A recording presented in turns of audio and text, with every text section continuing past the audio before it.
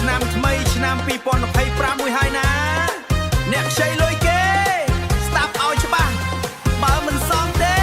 ប្រយ័ត្នអត់បានរំចូលឆ្នាំមិនថ្មីមេឃស្រឡះចាយសអូនខ្ចីលុយបងកុំធ្វើម្លេះលងឆ្នាំចាស់កន្លងផុតទៅរលះសងលុយបងខ្លាំងឆ្នាំចាស់កន្លងផុតទៅរលះសងលុយបងខ្លាំងចង់ទិញបាសរំលេងសងលុយបងខ្លាំងចង់ទិញបាសរំលេងហើយជាយ៉ាអូនខ្ចីលុយប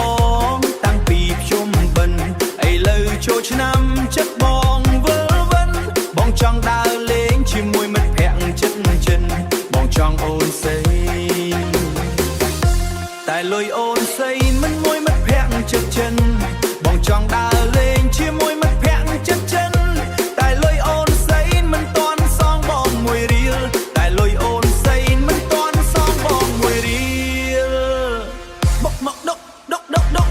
សងមកសងលុយបងមកចូលឆ្នាំថ្មីហើយកុំធ្វើងក់ងក់សងលុយបងភ្លាមបងនាំទៅរំទាំងត្រឹម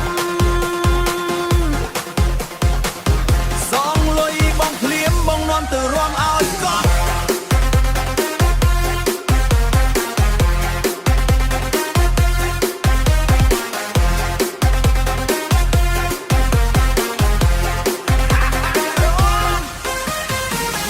ទៅវត្តពូនភ្នំសុំសេចក្តីសុខកុំឲ្យឆ្នាំថ្មីជួបតែរឿងទុក្ខតែបើអូនជំពាក់មិនព្រមសងមកទេវតាលោកជ្រោកលែងអើពហើយណាសងលុយគេទៅប្រយ័ត្នបាបលើក